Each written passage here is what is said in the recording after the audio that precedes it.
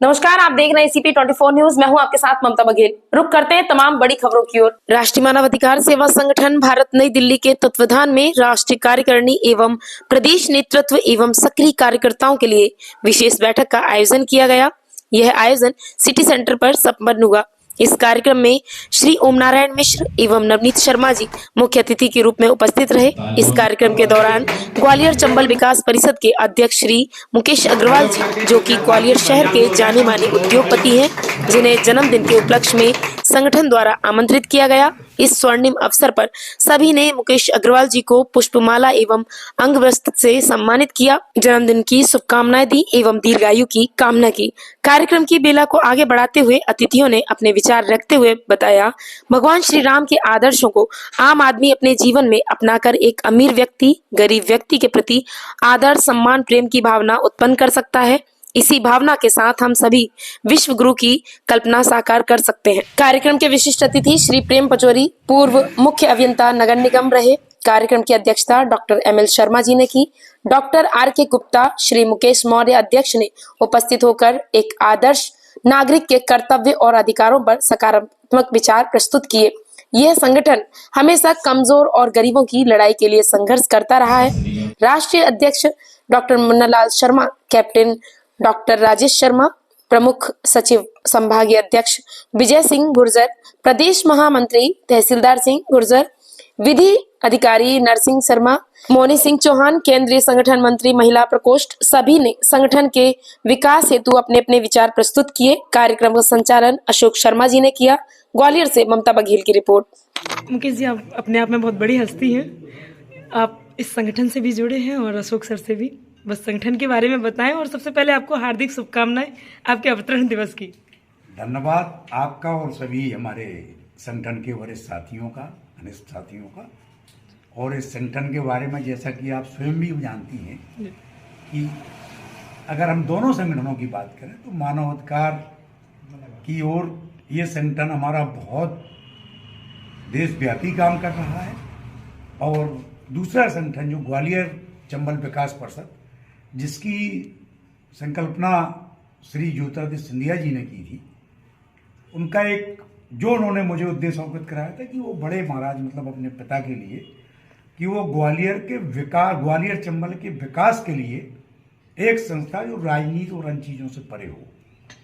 और उन्होंने वो मुझे देते हुए ये कहा था कि इसमें सिर्फ और सिर्फ ग्वालियर चंबल के विकास की बात हो और उसके लिए मैं सदैव जो मेरे से बनेगा करूँगा। और उनकी अनुमति के उपरांत मैंने उसमें संरक्षक में उनकी अनुमति के उपरांत तो माननीय नरेंद्र सिंह जी की सहमति लेने के उपरांत उनको भी संरक्षक उसमें रखा था। और अशोक जी उसमें महामंत्री के रूप में काम देख रहे हैं। और वो संगठन हम सबके द्वारा इस ग्वालियर चंबल के विकास में जितना भी योगदान कर सके, वो हमारा इस ग्वालियर चंबल के ऋण चुकाने की दिशा में एक छोटी सी EMI होगी हमारी। राष्ट्रीय मानवाधिकार सेवा संगठन के द्वारा जो आज ये कार्यगोष्ठी की गई है, उसमें हम सभी को एक संकल्पित होकर समाज में नई दिशा देने के लिए प्रयासरत होना होगा। हम अपनी मूल संस्कृति को भूल चुके हैं। उस संस्कृति को जन जन तक पहुंचाने के लिए, हर परिवार से जुड़ने के लिए, हर परिवार को राम राज्य के परिकल्पनाओं से रूबरू कराते हुए हमें अपने नए समाज की परिकल्पना को लेते हुए आगे समाज को बढ़ाना है। और हमें अपनी संस्कृति को कभी भूल के न चलना है। और जो भूल रहे हैं उनको हमें रास्ते पर लाने के लिए प्रयास करना है। यही आज का हमारा विषय था। भारतीय मानव अधिकार सेवा संगठन भारत के तत्वाधान में आधुनिक भारत के निर्माण में हमारे कर्तव्य और दायित्व, इन सब पर आज एक बृहद चर्चा हुई। पंडित श्री ओम नारायण मिश्रा जी जो उरई से पधारे और साथ में नवनीत शर्मा जी जो ग्वालियर को नेतृत्व करते हैं पधारे। आदरणीय अध्यक्ष डॉक्टर ML शर्मा जी के नेतृत्व में हम सब लोगों ने एक चर्चा की। आध्यात्म के जोड़ते हुए एक गरीब वंचित समाज के लिए आज क्या क्या आवश्यकता है, उन पर हम लोगों ने एक प्रखरता से अपनी बातचीत रखी।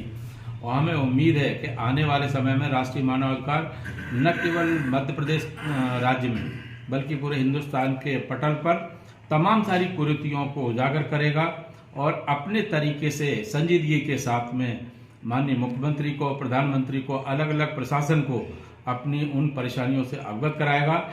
इसका जीता जाता उदाहरण यही है कि जिस तरीके से हमने आयुष्मान कार्ड के ऊपर अपनी बात उठाई, इसी तरीके से किसानों की जो फसल है, जो बहुत कम दामों में जो बेची जा रही है, पेस्टिसाइड और जाकर के खादों के जो कालाबाजारी हो रही है, जिससे तमाम किसान परेशान हैं, इन सब मुद्दों को लेकर के हम लोग आगे बढ़ रहे हैं।